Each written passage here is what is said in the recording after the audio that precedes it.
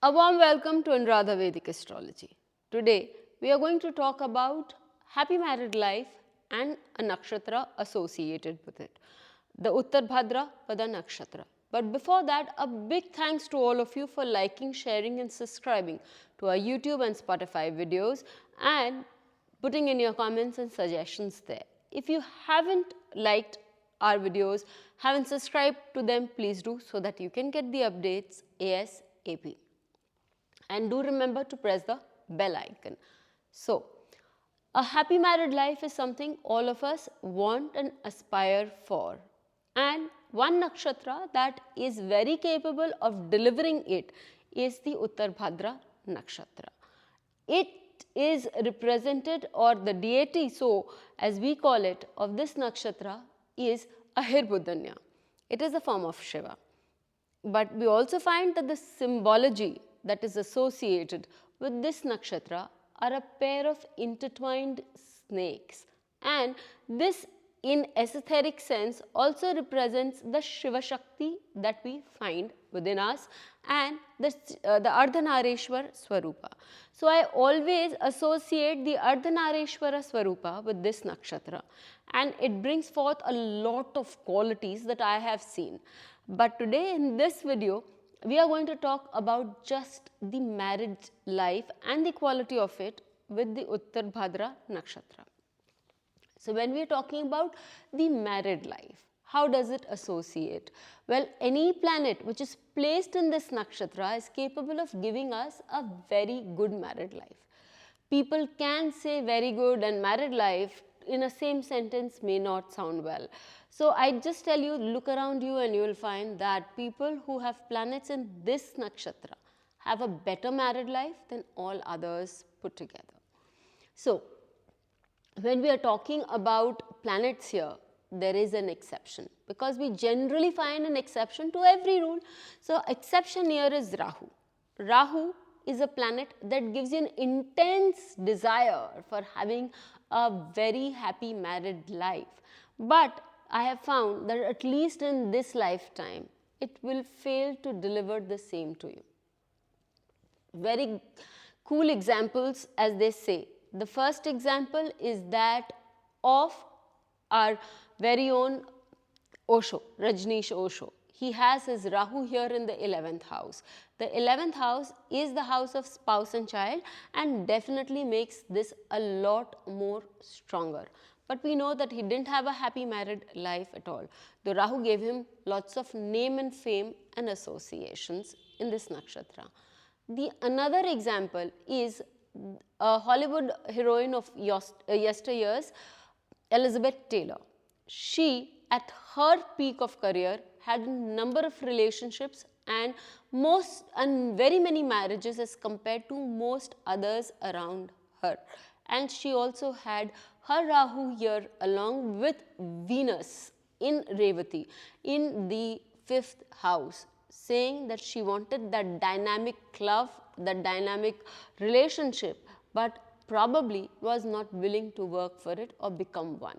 Rahu here is asking you to become a great partner in your own right. So, when we are talking about planets, let's begin with the sun. The sun, when placed in this nakshatra, I have found that during the time when a person is getting married, and post it, a person will always feel an elevation in their status. A person will rise up high in life, will get a lot of name and fame and a good position, administrative position, a good ministerial position, whatever Desh Kal Patra it is, will give that person in his or her life.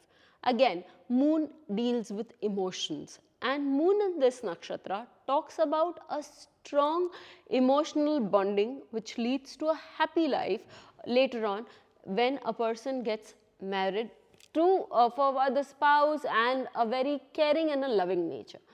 When we talk about Mars, Mars here gives the passion that one needs, the beginning of the nature, beginning of the marriage, and this is the very passion that one feels, the attraction, the magnetic energy that one feels for his or her spouse that carries the marriage on for a long period of time. Let's talk about Mercury. Mercury gets debilitated right in the middle of this nakshatra. So how does this debilitated Mercury work? Well, it must show some of its debilitating quality, shouldn't it? So what is that debilitating quality we are talking about? Here, as such, Mercury in this nakshatra, because it's a jovial planet, it's a planet of speech, it gives a lot of joviality to a person. It also shows a very happy-go-lucky attitude in the life of a person. And being debilitated and known as Kumara, the problem can come from the Kumaras or the children in the marriage life. Let's move on to the Venus. Venus here talks about the love and affection. Not only that, Venus is a planet of plenty and flamboyance. So it can give you a beautiful partner and you will be spending flamboyantly on that partner. It can give you a versatile partner. It can give you a partner who is very attractive, charming, more so charming in his or her attitude.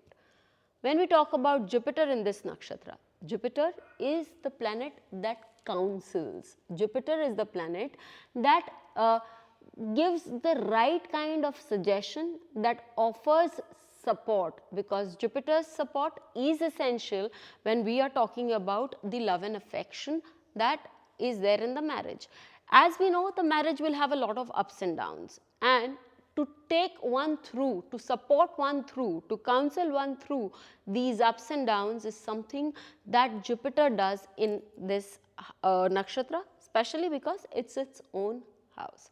Let's talk about Saturn. Saturn here gives you the endurance to withstand any problem that comes in the marriage. Moreover, Saturn in this nakshatra also gives longevity to the marriage. I have seen it from very close quarters and seen working in people's chart fabulously. Let's come to Ketu.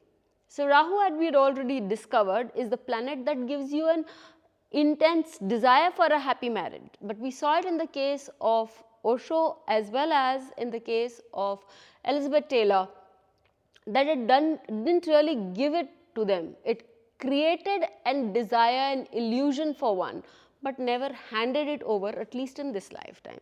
Ketu, on the other hand, as I have seen working fabulously in this nakshatra, gives one a better married life than others that we see around us in this nakshatra.